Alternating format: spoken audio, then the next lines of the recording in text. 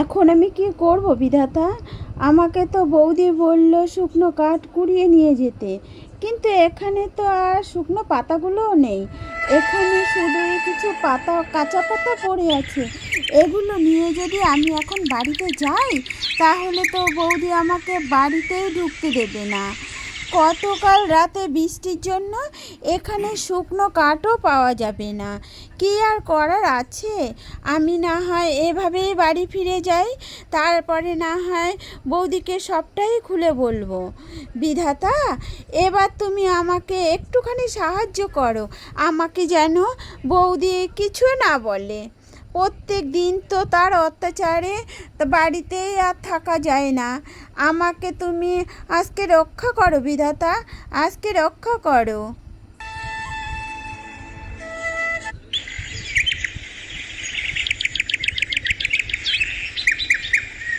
দাঁড়া, ওখানে দাঁড়া বলছি। বলি, তুই কোন সাহসে বাড়ি ঢুকছিস রে? তোকে আমি পাঠিয়েছিলাম জঙ্গলে শুকনো কাঠ আনতে, আর তোর হাতগুলো খালি কেন? তাই এবার রান্না বান্না কি দিয়ে হবেটা কি শুনি? তোর গায়ের শরীরটা দিয়ে নাকি তোকে দিয়ে? বৌদি, আমি পুরো জঙ্গলটাই খুঁজেছি, কিন্তু কোথাও কোনো শুকনো কাঠ খুঁজে পাইনি। আর গতকাল রাতে বৃষ্টি হবার পর থেকেই কাঠগুলো একদম ভিজা স্যাঁতস্যাঁতে হয়ে আছে। ওই স্যাঁতস্যাঁতে কাঠগুলো দিয়ে কখনো চুলো জ্বালানো যাবে না বৌদি। আমি যদি জঙ্গলে কাঠ খুঁজে না পাই, পাতা খুঁজে না পাই, তাহলে আমি কি আনবো? কোথা থেকে আনবো বৌদি? এটা আমাকে তুমি বলো। বলি, সারাদিন তো এই একটা কাজেই তোকে দিয়ে করাই, সেই কাজটাও তুই ঠিকঠাক মতো করতে পারছিস না। বলি, এবার আমার আর তোর দাদার ঘাড়ে কতদিন এইভাবে বসে বসে খাবি বল তো? তোর ওই নোংরা গায়ের নখের যোগ্য তোকে কেউ বিয়েও করতে চায় না। জানি না, আমি কিচ্ছু জানি না যে কোন কালের মুখ দেখে এই বাড়িতে বিয়ে করে আমি এসেছিলাম। এগুলো তো সব পুরনো কথা বৌদি। আমায় এইগুলো কথা আর কত বলবে তুমি? বলবো মানে? আমি তোকে সারা জীবন বলবো। সারা জীবন তুই আমাকে সব সময় জ্বালিয়ে পুড়িয়ে মেরেছিস, আর জ্বালিয়ে খাবি। আমার সাজানো গোছানো সংসারটাকে তুই ধ্বংস করে দিয়েছিস। আর তোকে আমি বাড়িতে শুধু বসিয়ে বসিয়ে জামাই আদর করে খাওয়াবো? যা যা, এবার তোর আমি ব্যবস্থা করব। তোর দাদা আজ একবার বাড়িতে আসুক। একজনের খাবার দুজনে খাওয়া যায়, একজনের খাবার আর তিনজন তো খাওয়া যায় না। আমার নামে দাদার কাছে কি বলতে চাচ্ছ বৌদি, সেটা আমায় বলো। আর তোমাদেরকে ছেড়ে আমি কোথায় যাব? তুমি তো সব কিছু জানো যে আমি অনাথ, আমার মা বাবা কি কেউ নেই এই পৃথিবীতে।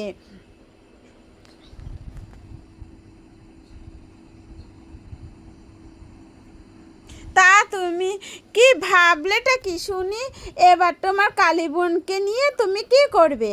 এভাবে তো তাকে বসিয়ে খাওয়ানো আমার পক্ষে আর সম্ভব হচ্ছে না। কিছু তো একটা আমাকে ভাবতেই হবে। এভাবে তো আর সংসার চলবে না। ওর পেছনে কত টাকা পয়সা যে খরচ হচ্ছে, সেটা কি তুমি চোখে দেখতে পাও না? তুমি আর কি বলবে? তুমি তো হচ্ছে একটা বোবা। বোবার মতো বসে বসে তাকিয়ে তাকিয়ে তোমার বোনকে দেখে ঢ্যাপ ঢ্যাপ করে থাকো। আমি আবার এখানে কি বলবো বলো তো গিন্নি? তুমি যা ভালো মনে করো সেটাই করো। আমি এসব ব্যাপারে অত শত বুঝি না। আমি শুধু কিছু টাকা এনে তোমার হাতে দিই, আর এই সংসারটা তুমি সুন্দরভাবে চালাচ্ছ। আর তাই এইসবের ব্যাপারে আমি আর কিছু বলবো না। তোমার যা ইচ্ছা তুমি তাই করো। আমি ভাবছি যে শ্যামলীকে শহরে পাঠিয়ে দিই। শহরে গিয়ে চাকরি বাকরি করে নিজের পেটটা তো অন্তত নিজে চালাতে পারবে, আর কটা টাকা আমাদের কাছেও পাঠাতে পারবে। তাহলে তুমিও একটু রেস্ট নিতে পারবে। তা আমার পরিকল্পটা তোমার কেমন লাগলোটা কি বলো? হ্যাঁ, হ্যাঁ মানে গিন্নি, আমি বলছিলাম যে শ্যামলী তো ছোট মানুষ, এত বড় শহরে একা একা যেতে কি ও পারবে? শহরে যেতে পারবে না কেন? 3 বেলা গান্ডে পান্ডে গিলতে পারবে। আর তুমি দেখবে শহরে সে একাই সুন্দরভাবে যেতে পারবে। তা নিয়ে কোনো চিন্তা করিও না তো।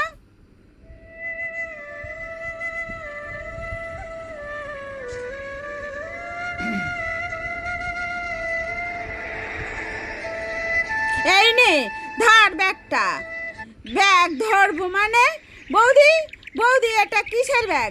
এই ব্যাগটা দিয়ে আমি কি করব বৌদি? আগে তো সেটা বলো। আহা, কচি খুকি আমার কিচ্ছু বোঝে না। এই ব্যাগ দিয়ে মানুষ কি করে তুই বুঝতে পারছিস না? আজকে মানে এখনই তোকে শহরে যেতে হবে, সেখানে গিয়ে কাজ করে আমাদের মাসে মাসে তোদের টাকা পাঠাতে হবে, তোর দাদার আগের যেটা। আর তোর দাদার আদেশটা তুই শুনবি। তুই না তোর দাদার খুব আদরের বোন। কিন্তু বৌদি, আমি শহরে যাব কিভাবে? আমি তো আর শহরের রাস্তাই চিনি না। আর আমি বা তোমাদেরকে ছেড়ে শহরে কেন যাব? দাদা কি সত্যি এই কথাটা আমাকে বলেছে? আমার তো বিশ্বাসই হচ্ছে না বৌদি, যে দাদা আমাকে ছোটোবেলা থেকে কোলে পেটে করে মানুষ করেছে, আর সেই দাদাই টাকা জোগাড় করার জন্য আমাকে শহরে পাঠাচ্ছে। এই ব্যাপারটা কিন্তু শুধু টাকা জোগানোর জন্যই সীমাবদ্ধ নয়। তোর দাদা তোর জন্য এবার একদম বিরক্ত হয়ে গেছে। গ্রামের মানুষ এবার তোকে নিয়ে যে বলা বলে শুরু করেছে, তার জন্যই তো তোর দাদা তোকে শহরে পাঠাচ্ছে। এমনিতেই তোর বিয়ে শাদি হচ্ছে না, আর তার উপরে তোর রূপের যা ছিরি, ছি ছি ছি ছি ছি, ঘৃণা এসে যায় আমার। তাই সব থেকে এটাই ভালো হয় যে তুই এখান থেকে সারা জীবনের মতো চলে যা, না হলে তোর গলা টিপে আমি এক্ষুনি তোকে মেরে ফেলবো। আমাকে নিয়ে যখন তোমাদের এতই সমস্যা, এতই কষ্ট দুঃখ, তাহলে আমিও এখানে আর এক মুহূর্তে থাকতে চাই না বৌদি। আমি সব কিছু বিসর্জন দিয়ে শহরে চলে যাচ্ছি। হ্যাঁ, তুই জানা তাড়াতাড়ি। এখানে এত ন্যাকা করে কথা বলার কি আছে?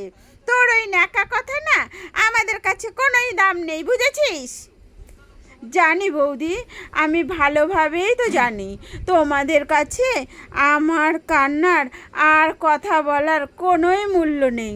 তবে বৌদি, আমি যাবার আগে তোমাদের একটা বলে যাচ্ছি, আমি যদি কোনো দিন বেঁচে থাকি তবে আবারে তোমাদের সাথে দেখা হবে। হয়তো ভালো অবস্থা নেই, আর না হয়তো খুব খারাপ অবস্থা নেই। তোমরা সবাই খুব ভালো থেকো বৌদি, খুব ভালো থেকো। আর দাদাকে কোনো দিন কষ্ট দিও না। আজকে আমার সব থেকে খুশির দিন, আজকে আমার বড় মজা। আজকে আমার শত্রু আমার বাড়ি থেকে সারা জীবনের মতো বিদায় হবে। এই অসভ্য মেয়েটার জন্য আমি ঠিকঠাক মতো বাড়িতে একটু খাবারও খেতে পাচ্ছি না।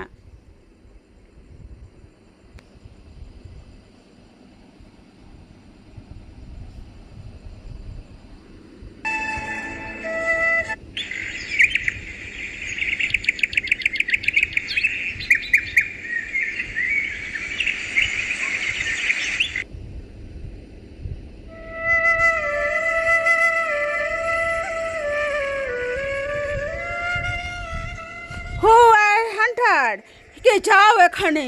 অফিসের সামনে এখানে ঢ্যাপ ঢ্যাপ করে তাকিয়ে কি দেখছো? যাও এখান থেকে, যাও এখান থেকে বলছি। বলছি যে সাহেব, আমি ইংলিশ বুঝি না, আমি গ্রামের মেয়ে সাহেব। আমাকে কি আপনি একটা এখানে চাকরি দেবেন? আমি খুবই দুঃখী একটা মেয়ে, আমার মা বাবা এই পৃথিবীতে কেউ নেই। আমাকে যদি যে কোনো একটা চাকরি দিতেন তাহলে আমার খুবই উপকার হতো সাহেব। পাগল হয়ে গেছো নাকি? এখানে যারা কাজ করে তারা জানো তাদের কোয়ালিফিকেশন? এখানে সবাই কর্পোরেট লেবারের জব করে, আর তুমি কি না এত গ্রামের মেয়ে হয়ে বের হও বলছি, না হলে ঘাড় ধাক্কা দিয়ে বের করে দেবো। না না সাহেব, আমাকে ঘাড় ধাক্কা দিতে হবে না, আমি এখান থেকে চলে যাচ্ছি। আমি আসলে বুঝতে পারিনি, আমাকে আপনি ক্ষমা করবেন সাহেব, ক্ষমা করবেন। লোকটার কথায় শ্যামলীর মনে আরও কষ্ট পায়।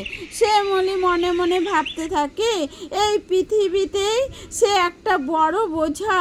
শ্যামলী শহরের অলিগলিতে কাজের জন্য খুঁজতে থাকে। সে কত মানুষকে বলে তাকে কাজে নেবার জন্য, কিন্তু কেউ আর তাকে কাজে নেয় না। উল্টে তাকে কটু কথা বলে, মুখের সামনে দরজা লাগিয়ে দেয়।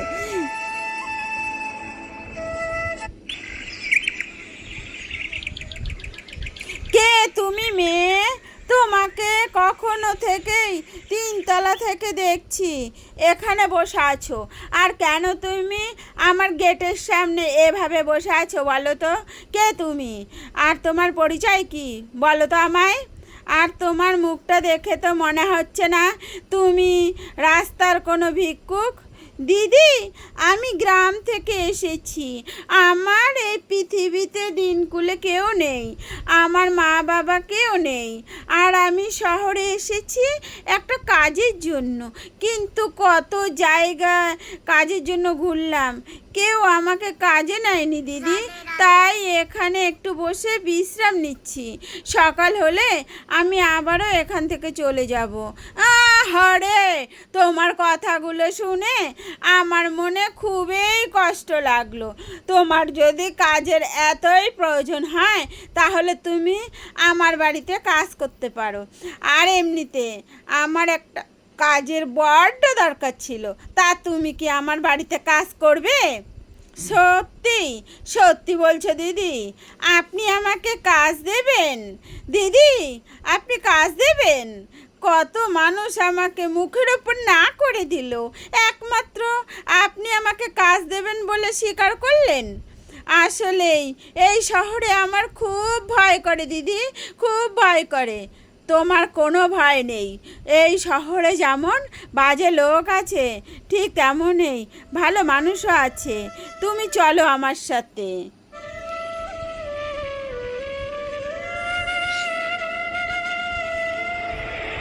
শ্যামলী তার মালকিনের বাড়িতে খুব মনোযোগ সহকারে কাজ করতে থাকে। শ্যামলীর কাজের ধরন আর মন মানসিকতা ব্যবহার দেখে শ্যামলীর ওপর তার মালকিন বড্ড খুশি হয়। শ্যামলী, এই শ্যামলী, একটু এখানে আয় তো, তোর সাথে আমার একটু জরুরি কথা আছে। সারাদিন কাজ করতেই থাকিস, এবার এখানে একটু আয়, দুজনে মিলে গল্প করি। হ্যাঁ হ্যাঁ দিদি, যাচ্ছি। আগে দিদির কথাগুলো শুনে আসি, তারপরে না হয় কাজগুলো করব। হ্যাঁ হ্যাঁ দিদি, বলুন না কী কথা। ঘরে কত কাজ করে পাচ্ছে, ঘরগুলো মুছে আবার রান্নাটাও বসাতে হবে। না রে, এবারে একটু তাড়া দাঁড়া, এত কাজ করলে হয় রে পাগলি মেয়ে? এত কাজ করলে তোর তো শরীর খারাপ করবে। তাহলে শোন রে শ্যামলী, আমি কিছু কথা বলার জন্যই তোকে এখানে আমি ডেকেছি। তুই আর কত কাজ করবি বল তো? তোর কি জীবনের কোনো হবার ইচ্ছা নেই? কি আর হব দিদি, আমি তো আর পড়াশুনো করিনি। ছোটোবেলায় আমার এই নিজের রূপটা নিয়ে আমি খুবই অসন্তুষ্ট ছিলাম, কিন্তু মানুষকে আমি খুব সাজাতাম। সব সময় ভাবতাম যদি জীবনে একটু আধটু পড়াশোনা করতে পারি তাহলে বড় হয়ে মানুষকে আমি সাজাবো। ও আচ্ছা, আমি বুঝতে পেরেছি, তুই মেকআপ আর্টিস্ট হতে চাইছিস, তাই তো? আচ্ছা ঠিক আছে, এখন তুই বাকি কাজগুলো কর, তারপর তোর সাথে আমার আবারও কথা হবে। আচ্ছা ঠিক আছে দিদি, তাহলে আমি রান্নাটাও করে ফেলি, কেমন?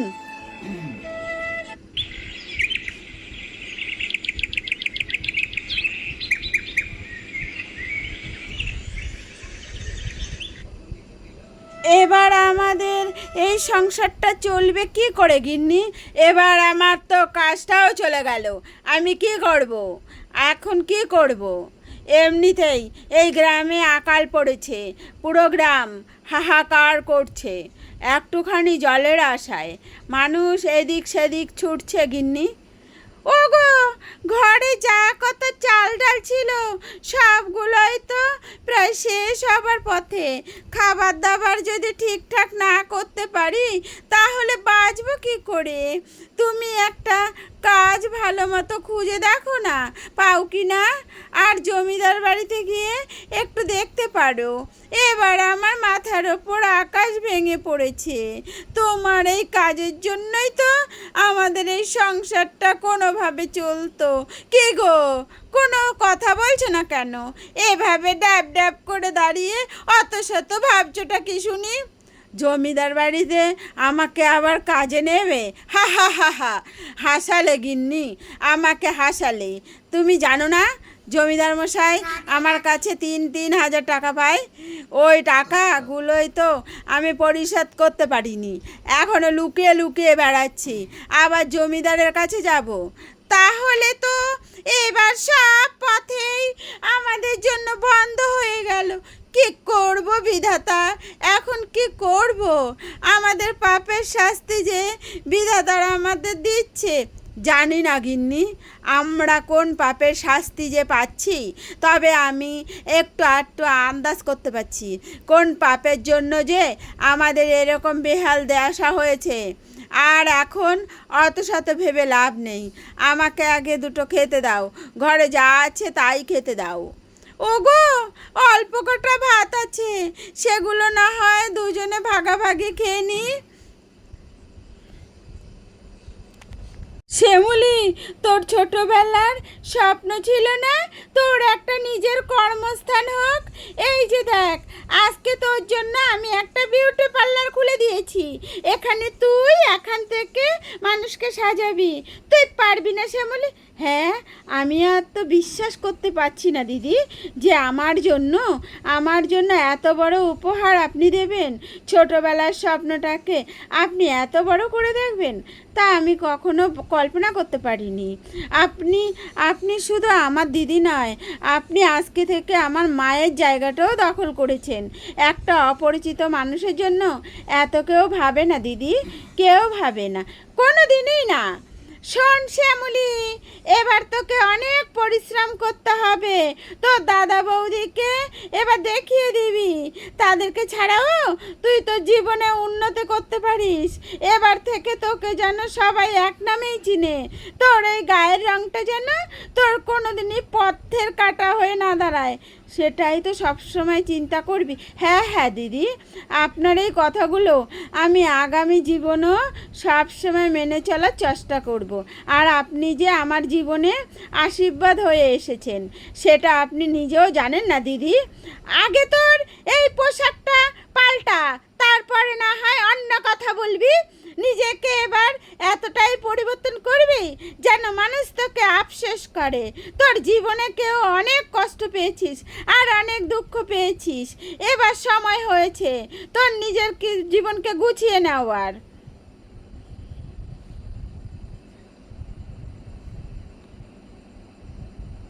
ঘরের যা বাসন হাঁড়ি পাতিল ছিল সব কিছুই এক এক করে বিক্রি করে দিয়েছি। অভাবের কারণে এখন আর কি কি বিক্রি করব বলো? আর এখন হাঁড়িটাও তো একটু চাল নেই, এখন আমরা কি খাবো, কোথায় যাব? আমি জানি না গিন্নি, আমি কিছুই জানি না। আমি কি করব, কোথায় যাব, কিছুই বুঝতে পারছি না। এই গ্রামে কোনো কাজকর্ম নেই। এই গ্রামে থাকলে এবার আমাদেরকে না খেতে পেয়ে মরতে হবে। না না গিন্নি, আমি না খেতে পেয়ে মরতে পারবো না। আমাদের এই গ্রামে ছাড়তেই হবে যেইভাবে হোক। এই গ্রাম ছেড়ে আমরা কোথায় যাব আগে সেটা তো বলো। কে আমাদের জন্য কাজ নিয়ে বসে আছে? আমরা শহরে যাব গিন্নি, আজকে মানে এখনই চলো, আর একটা কথাও তুমি বলবে না।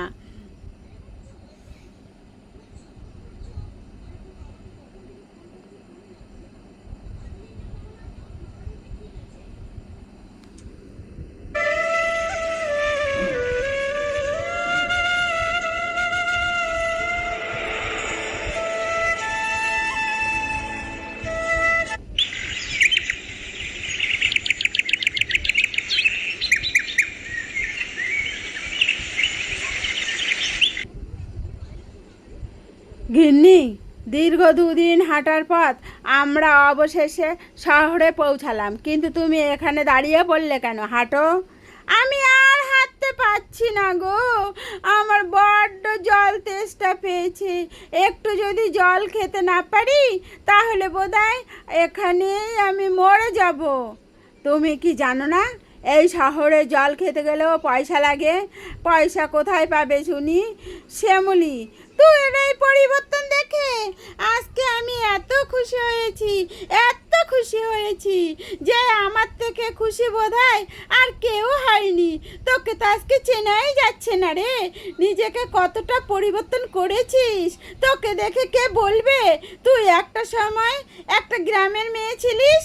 তোর এই সফলতাকে আমি সম্মান করি শ্যামলী।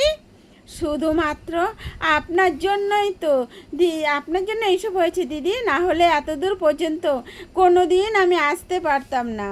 আমার এই গায়ের রঙের জন্য কত মানুষের কাছে, কত মানুষের আমি হাসি ঠাট্টার পাত্রী হয়েছি, কিন্তু আমাকে দেখে যারা হাসতো আজকে তারাই আমাকে দেখে অনুপ্রাণিত হয়। সবাই বলে, ইস তার মতো যদি তোর মতো যদি আমিও হতে পারতাম। আমি যেদিন তোকে প্রথম দেখেছিলাম সেদিনই ভেবে নিয়েছিলাম যে তুই আসলেই সব সাহসী একটা মেয়ে, সব পারবি তোর লক্ষ্যে পৌঁছাতে। তাই তো তোকে আমি এত কিছু করে দিয়েছি। এখন তোর নিজের একটা কর্মস্থান হয়েছে আর তুই অসহায় মানুষদেরকে কাজেও লাগাচ্ছিস। হ্যাঁ দিদি, আমার এখানে প্রায় 50 জনের ওপরে কাজ করে। আজকে তাদের ছুটি। আজকে আমার পাহাড়ে একটা কাজ আছে, নতুন প্রোডাক্ট লঞ্চ করেছি, সেই প্রোডাক্টগুলোই এখানে আজকে আসবে। আর হ্যাঁ দিদি, আজকে কিন্তু আমাকে আমার সামনেই থাকতে হবে। কেউ কে আছো? আমাকে একটু জল খেতে দাও না। আমাকে একটু জল খেতে দিলে বিধাতা তোমায় মঙ্গল করবে। কেউ কে আছো ভিতরে? তো তোমায় মঙ্গল করবে। কেউ কে আছো ভিতরে? আরে আরে শ্যামলী বোন, তুই তুই এখানে কিভাবে? আমি তো বিশ্বাসই করতে পারছি না। ওগো ওগো দেখো, আমাদের বোন শ্যামলী, শ্যামলী কত বড় লোক হয়ে গেছে আজ। সরি, কে আপনারা? আসলে আপনাদেরকে তো আমি চিনতে পারলাম না। আর কে শ্যামলী? আপনাদের কথাও ভুল হচ্ছে। আমি কোনো শ্যামলী টেমলি নই। আর আপনারা কারা যে আমাকে বোন বোন বলে ডাকছেন? আমাকে তুই ক্ষমা করে দে শ্যামলী বোন। আমরা তোমার সাথে এতদিন বড্ড খারাপ আর অন্যায় করেছি। আজকে দেখো আমাদের কি অবস্থা। আমরা না খেয়ে খেয়ে সারাদিন রাস্তায় ঘুরে বেড়াচ্ছি। তো এখানে আমি কি করব? আপনারা কোথায় ঘুরবেন না ঘুরবেন সেটা একান্তই আপনাদের ব্যাপার।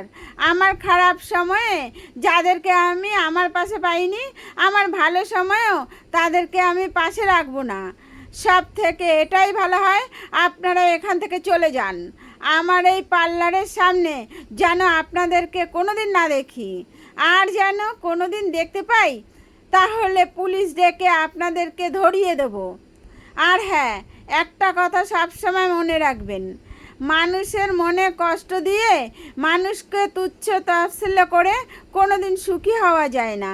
আপনাদের মতো এমন মানুষদের এমন শাস্তি হওয়াটাই দরকার ছিল।